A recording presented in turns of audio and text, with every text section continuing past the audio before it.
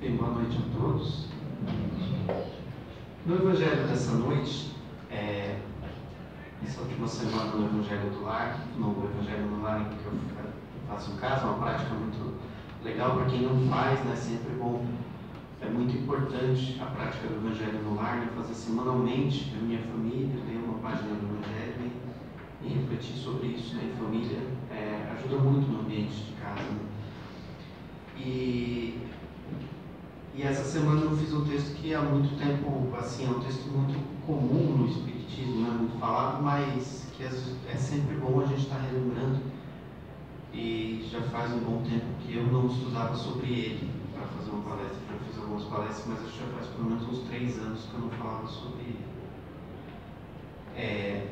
E para exemplificar a forma como eu enxerguei, porque todos os ensinamentos, cada vez que a gente observa, a gente vai... se eu leio uma coisa hoje, se eu leio daqui a 3 anos, muitas vezes eu já tenho um novo entendimento, porque eu não sou aquela mesma pessoa de 3 anos atrás que leu aquilo. E dessa vez eu li com um entendimento interessante.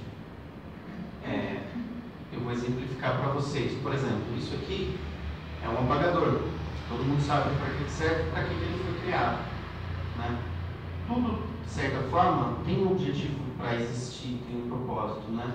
Provavelmente alguém criou o quadro, né? Mesmo quando era de giz e precisava apagar, usava um pano, sei lá o quê, e aí alguém desenvolveu isso aqui e falou, o apagador ficou muito mais prático e ótimo, esse é o propósito dele, apagar o quadro. Não precisa de um manual de instruções para usar isso aqui, é uma coisa simples, né? Todos nós olhamos isso aqui intuitivamente, ou meio que desde a nossa infância, e a gente sabe que é um apagador para que serve, ótimo. Mas nem tudo é tão simples assim para a gente saber o que é, para que serve, qual é o propósito, né? Para que aquilo existe. Por exemplo, a gente usa aqui um aparelho de data show, esse projetor. E o projetor, ele é um pouco mais complicado, né? Ele vem com um manual de instruções lá grande para a gente ler, como é que conecta os cabos, como que configura, até a gente estava com um pouco de dificuldade aqui para configurar a imagem, precisa dar uma lida com mais profundidade no manual, porque no geral a gente acaba pulando esses manuais, né?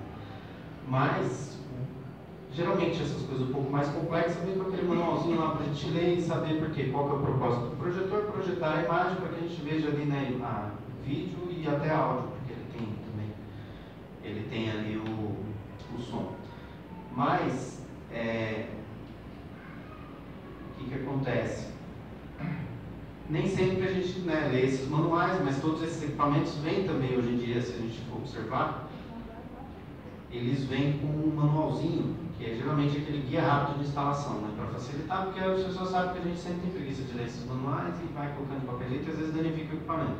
Então vem com aqueles guias rápidos de instalação, que é bem mais prático. Você olha lá, tem as figuras, ó, esse cabo se conecta aqui, esse aqui, pronto, e já facilita, né, porque às vezes a gente não tem muita paciência. E só que o que acontece? O projetor, então, ele é para isso, tem a forma certa de se utilizar, tem o propósito para que ele foi desenvolvido, o objetivo dele existir é esse, e a gente tem um manual para saber a forma correta de utilizar ele da melhor forma possível para aquele objetivo, certo? E tem o guia rápido ali para facilitar. E nós, seres humanos, né, somos seres complexos, né? A vida nossa, a existência nossa é complexa, né? Não é uma coisa tão simples. Os relacionamentos, né, dentro de casa, os relacionamentos no trabalho, na escola, na faculdade, ou qualquer ambiente que seja, né, não é uma coisa tão simples, né, de se vivenciar, por mais que a gente tenha o Evangelho e tal. Como é a forma correta, né, Jesus nos ensinou o Evangelho, né, nós sabemos de certa forma o que devemos fazer, mas como é a forma correta, né? O que é correto, né, para que a gente tenha uma boa encarnação, que aproveite bem essa encarnação e chegue ao final dela, né, satisfeitos, digamos assim, ou retornemos à espiritualidade satisfeitos, né, com o que realizamos aqui nessa existência, com certeza o guia mais seguro, o manual de instruções para a nossa vida é o Evangelho de Jesus, né? E, claro, o Evangelho segundo o Espiritismo, né, são ali complementos que vão fazendo com que, a partir do momento que a gente estuda, se aprofunda, a gente começa a enxergar melhor qual o caminho certo que eu vou seguir, né? Realmente, eu quero chegar ao final da minha vida, olhar para trás e falar, bom, valeu a pena, né, eu quero retornar à espiritualidade, satisfeito com o que eu fiz aqui, né? Com a sensação de que eu não desperdicei a minha encarnação, né? Então a melhor forma de saber os passos corretos para isso é seguir os passos do Mestre Jesus, é estudar o seu Evangelho, é estudar o Espiritismo e assim conseguir enxergar melhor qual o caminho a seguir. Então eu consideraria que o Evangelho segundo o Espiritismo, seria o nosso manual de instruções. E esse texto que a gente vai ver hoje, que é o Homem de Bem, que é do capítulo Sede Perfeitos, eu diria que é o guia rápido. Porque no texto do Homem de Bem, ele é muito prático, ele fala sobre o nosso comportamento, sobre os nossos relacionamentos, é um textinho de 2 páginas que fala muito rápido e praticamente como eu devo funcionar aqui na Terra para que eu esteja no caminho do bem, para que eu esteja realmente no caminho, né, que Jesus espera que estejamos, para que eu aproveite bem essa encarnação, né? Então ele sintetiza muito bem ali todos os ensinamentos de Jesus, como eu deveria me portar aqui na Terra.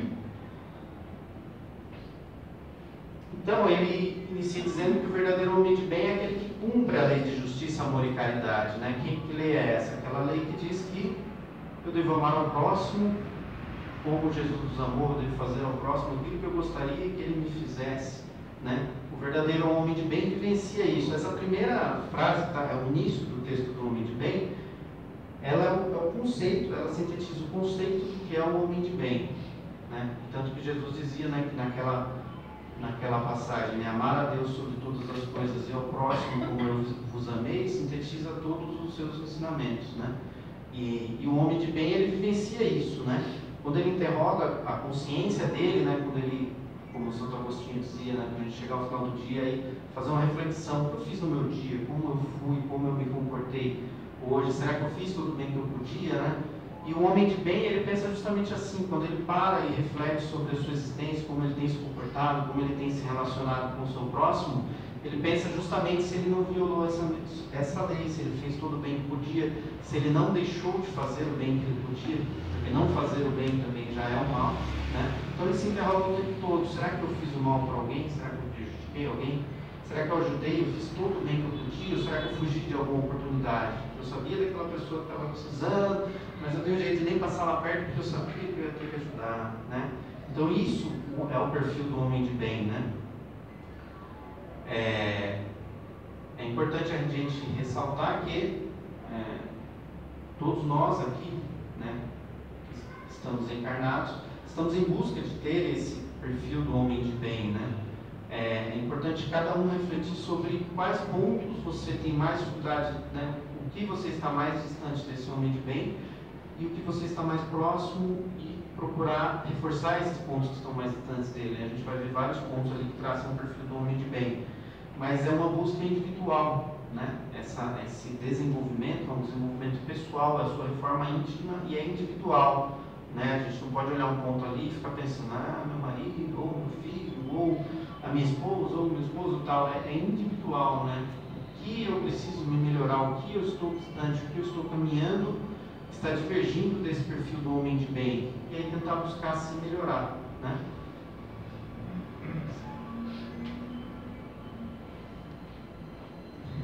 O homem de bem, ele deposita sua fé em Deus, né? Na sua bondade, na sua justiça, ele é submisso a Deus, né?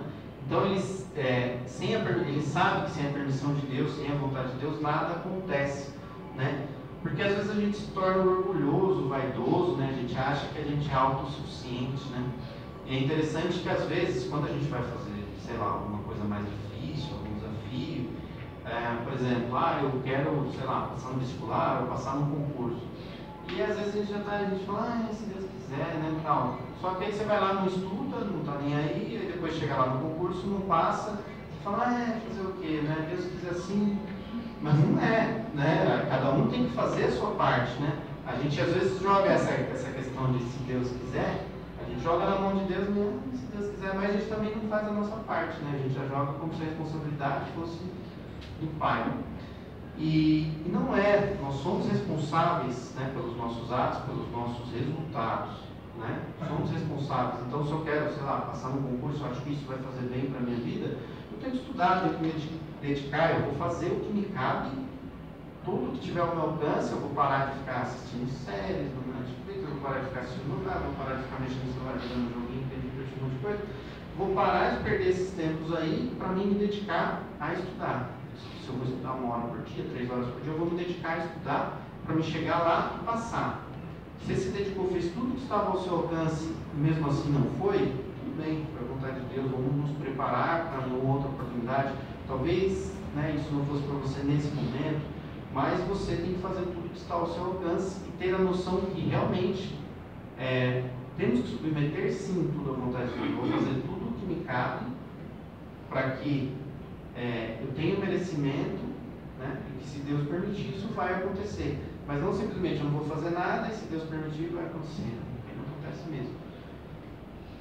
E o homem de bem tem isso muito nítido na mente dele. O homem de bem ele tem fé no futuro, né? E por essa razão ele coloca os bens espirituais acima dos temporais, dos bens materiais, né? Ele sabe que existe uma vida além dessa, né? Então ele não fica focado em acumular bens, acumular riqueza e tal, em acumular milhões e milhões e tal. E ele sabe que ele precisa da sua evolução espiritual, né? Que o mais importante é a gente chegar lá no plano espiritual e estar mais desenvolvido moralmente, espiritualmente. Esse é o grande objetivo que a gente está aqui. Então, o homem de bem ele tem isso muito claro e constantemente ele se cobra em relação a isso. Constantemente ele está preocupado com a sua evolução espiritual, constantemente ele se pergunta se ele não está dedicando muito tempo, muita energia, né, só em acumular bens materiais, só nesses bens temporais que vão ser perdidos, né? Então o homem de bem tem isso muito nítido na cabeça dele. Ele sabe que todas as vicissitudes da vida, né, todas as dificuldades que a gente passa são provas e expiações, então ele aceita sem murmurar, né? Porque muitas vezes a gente se coloca na condição de vítima e a gente trava, né? A gente fica, aparece uma determinada dificuldade. Eu penso, eu vou fazer tal coisa, vou fazer isso, aí na primeira dificuldade a gente, mas não deu, por causa disso, por causa daquilo, e aí só reclama, e aí, é porque o meu patrão isso, ou é porque, ou é o governo, ou é isso, ou é aquilo, e aí a gente vai entrando num ritmo de reclamação, ou é a minha família que não ajuda, ou é isso, ou é aquilo, e a gente reclama, e reclama, e reclama, e só murmura, né? Agora o homem de bem, ele sabe, né, que todas as vicissitudes da vida, todas as dificuldades, não existe nada injusto, né? Tudo isso são provas ou expiações, né? Ou é alguma coisa que eu estou passando nessas dificuldades, ou é uma dificuldade que eu estou passando por causa de algo que eu mesmo plantei nessa vida, ou é por causa de algo que eu mesmo plantei em outra existência. Se de repente eu não plantei nada de ruim nessa vida e estou passando alguma dificuldade agora, é porque eu tenho que resgatar isso de outra vida, é uma prova, uma expiação. E isso serve para o meu aprendizado, não só para me castigar, para ficar murmurando. Se eu ficar lá murmurando numa posição de vítima, eu não vou crescer, eu não vou aprender com essa dificuldade, eu vou ter que passar novamente por essa dificuldade em uma outra existência. Para eu evoluir, para eu aproveitar, né, e não precisar passar mais por isso, eu tenho que suportar essa dificuldade com boa vontade, com determinação, com fé, sem perder a fé, né, sem esmorecer. E então eu vou sim chegar lá na espiritualidade, ter superado essa prova, essa expiação, não vou mais precisar passar por aquilo, né, se Deus quiser.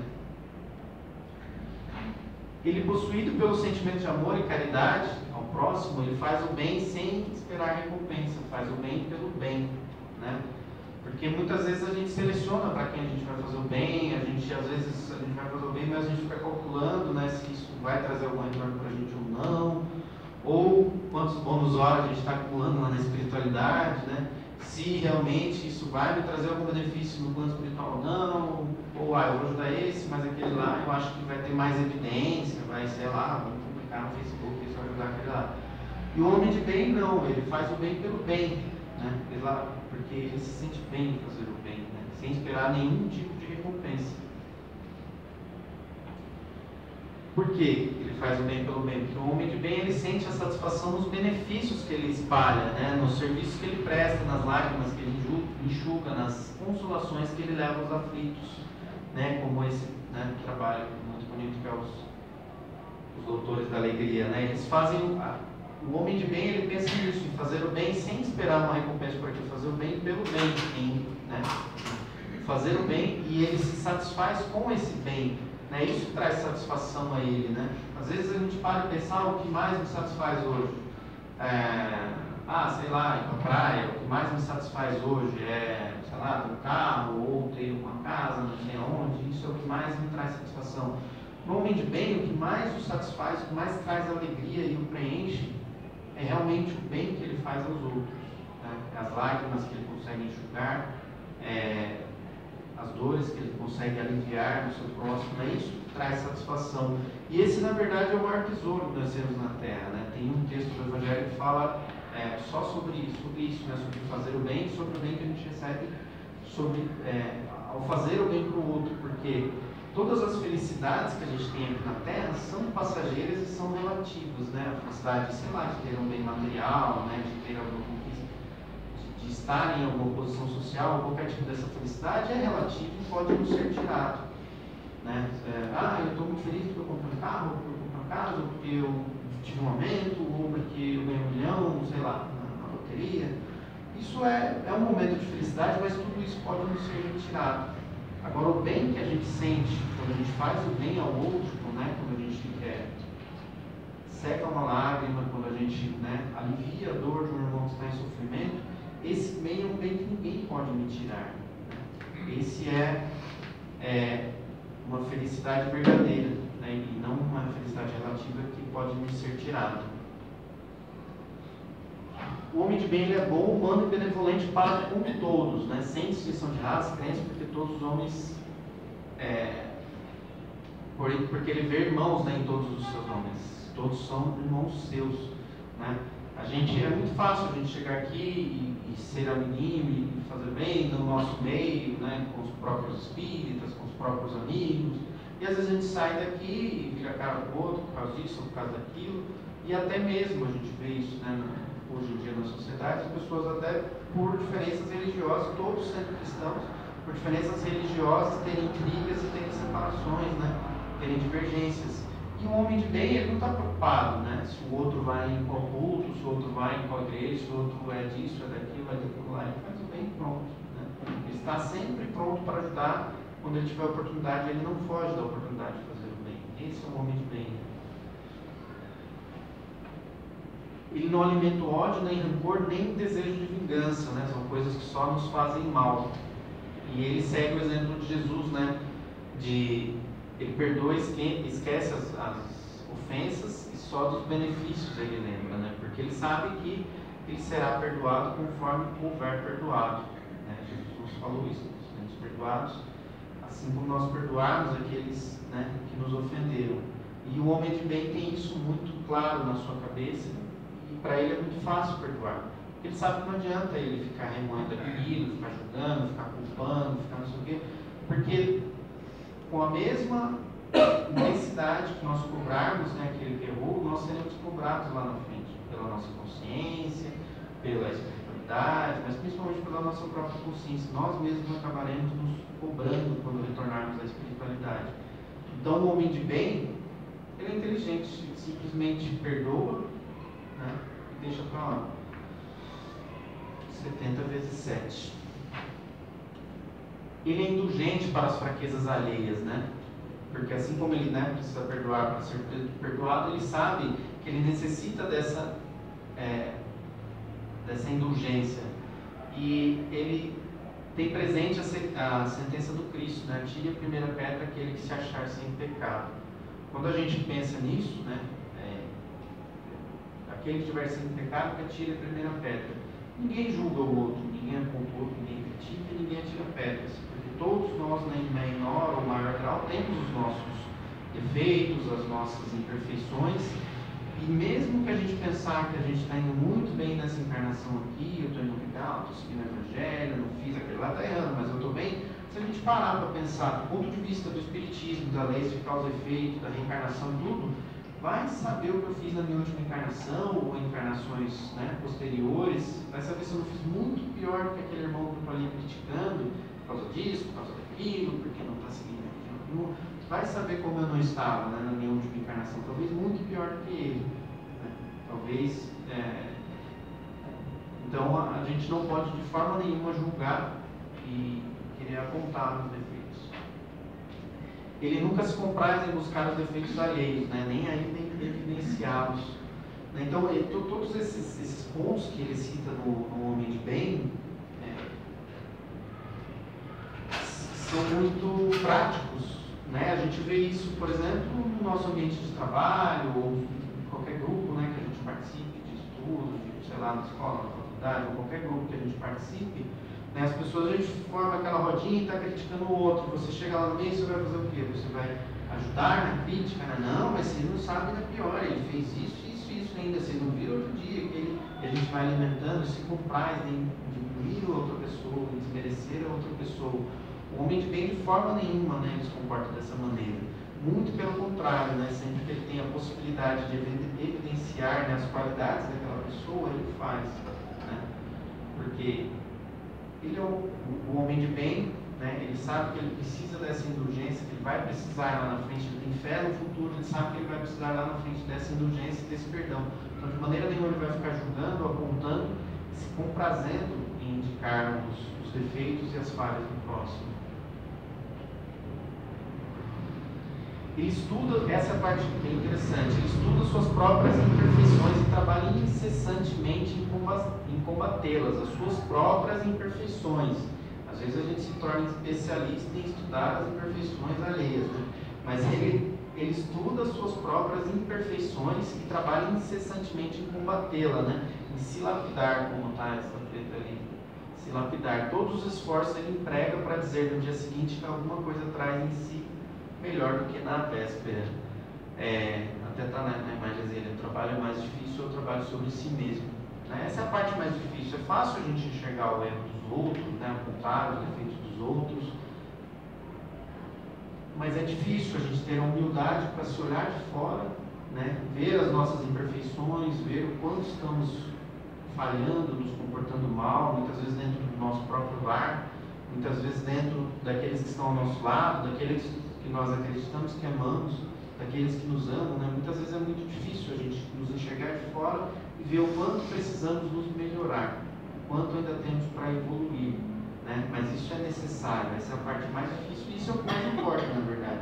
Essa é o que vai realmente nos fazer chegar lá na frente, estarmos satisfeitos, né, do que fizemos nessa encarnação, né? É justamente a gente conseguir trabalhar incessantemente para combater as nossas imperfeições, realmente realizar a reforma íntima.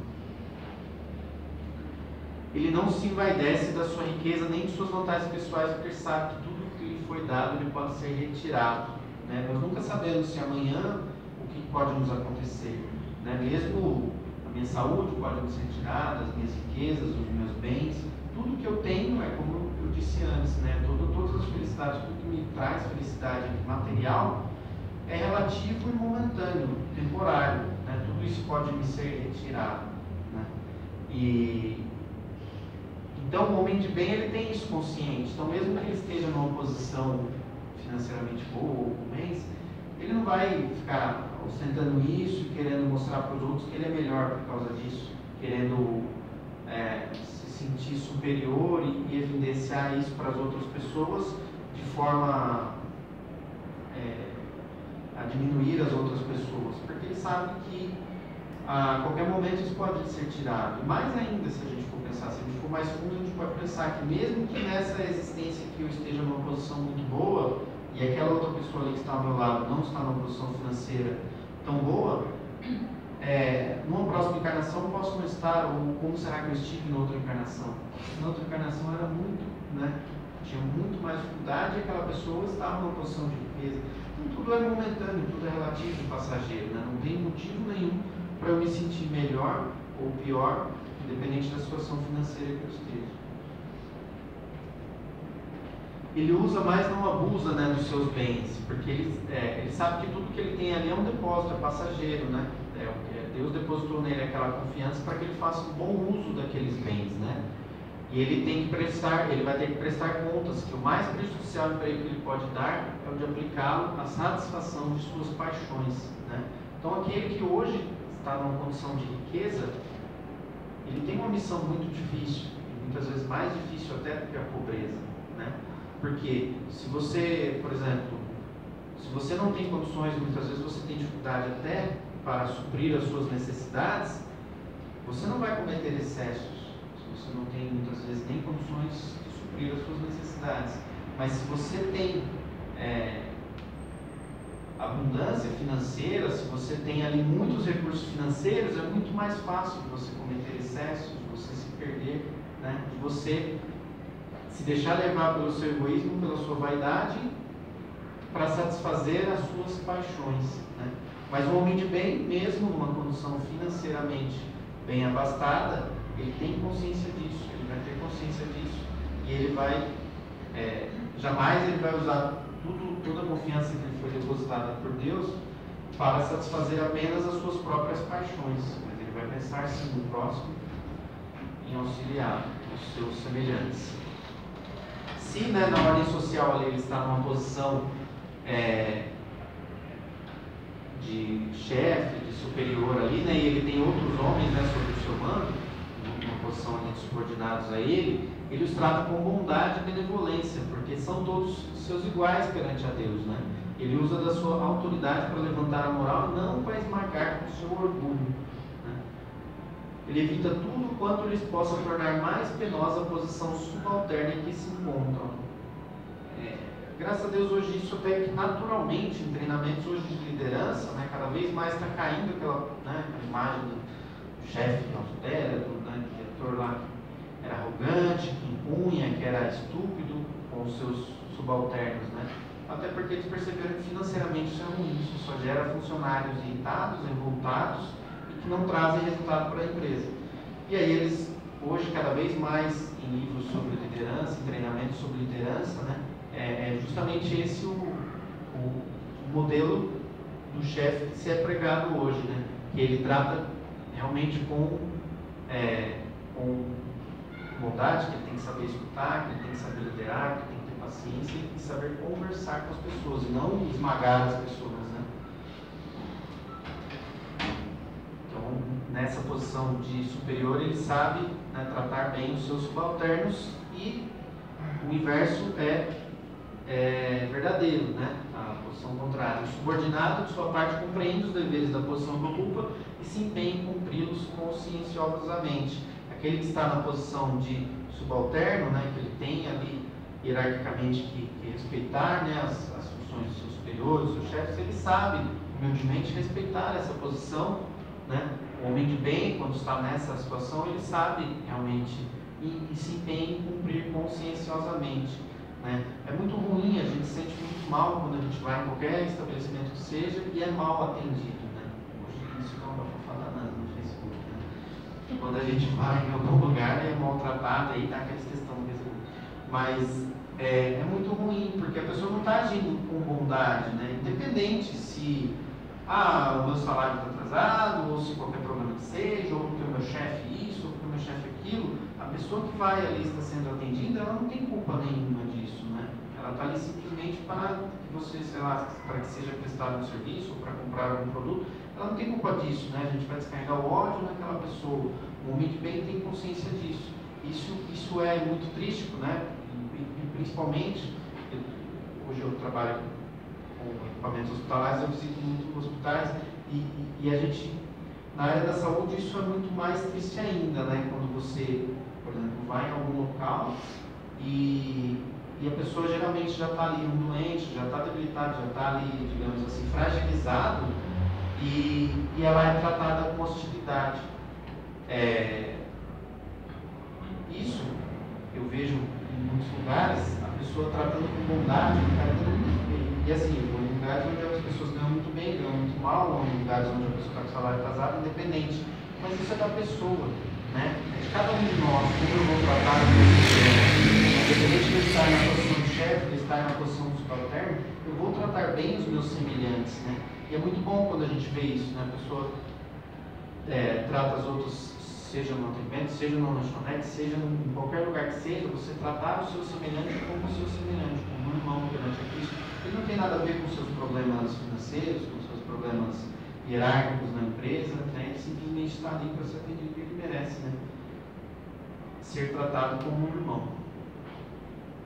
Finalmente, o homem de bem, ele respeita todos os direitos semelhantes dão as leis da natureza, né? Como quer que sejam respeitados os seus. Então ele respeita todos os seus semelhantes, todos os direitos, né, que são dados ali das leis da natureza, como ele quer que sejam respeitados os seus. Tem até uma patinha de cachorro ali no meio. E ele, porque nós devemos respeitar, o homem de bem se preocupa com isso, né? Eu quero respeitar porque eu quero ser respeitado, né? É simples assim. E aí ele diz ainda no final desse texto do homem de bem, que é um texto maravilhoso, a gente está até resumido aí, não tem tudo, tem mais algumas coisas ainda, né, que eu coloquei para não ficar tão extenso, mas no final ele ainda diz que não ficam enumeradas todas as qualidades que distinguem o homem de bem, mas aquele que se esforça por possuir as que acabamos de mencionar, no caminho se acha que a todas as demais conduz. Então, mesmo naquele texto do homem de bem, que é um texto muito prático, que fala dos nossos, né, de como deve ser o nosso comportamento para nos tornar homem de bem, como deve ser o nosso relacionamento para nos tornar homem de bem, é um texto muito prático, né, que fala sobre a vida prática. Mesmo você seguindo tudo aquilo lá ainda não estão enumeradas todas as qualidades, mas qualquer um que siga o que está escrito lá, ele vai estar a caminho de todas as demais, né? Então, como eu disse,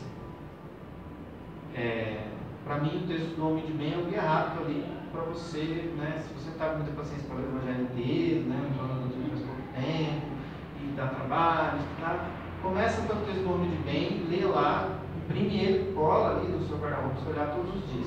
Se você estiver buscando seguir o que ele ensina no homem de bem, se você está procurando se tornar um homem de bem e seguir o que está lá, com certeza você vai estar no caminho da sua evolução para se tornar, né, um homem de bem, para merecer o mundo de regeneração que a Terra está se transformando, para merecer ir para os mundos mais felizes e para um dia, daqui a milhões de anos, daqui a milhares de encarnações, chegar à perfeição. Porque quando a gente imagina Jesus, que era já um espírito puro e perfeito, é muito difícil, né? A gente está aqui ainda no mundo de provas e expiações. Na nossa realidade hoje, nós somos ainda muito imperfeitos, né? Se eu olhar, não, eu quero ser que nem Jesus amanhã, pronto, eu disse isso hoje já, porque eu não vou conseguir ser que nem Jesus amanhã. Mas eu preciso, para mim chegar ao final da minha vida e ter aproveitado essa encarnação e ter evoluído, eu preciso já sair andando pelas águas? Ainda não. Preciso saber isso. Eu preciso multiplicar pães, peixes, preciso transformar água em vinho, preciso, né, fazer todos aqueles milagres que Jesus fez? Não. Ele quis mostrar que é possível isso. E nós somos possíveis de fazer isso um dia. Eu acredito que demora muito ainda, mas somos possíveis de fazer tudo o que Jesus fez. Mas ele era o Espírito puro e perfeito, né? Mas o que ensina no texto do homem de bem não é uma coisa assim, nossa, é um milagre. É simplesmente como nós devemos nos comportar em relação ao ambiente que está ao meu redor, em relação ao meu próximo, né? Isso não é tão difícil assim. Que possamos buscar, né, esse perfil do homem de bem para a nossa vida, e assim com certeza teremos aproveitado muito bem essa encarnação. Assim seja.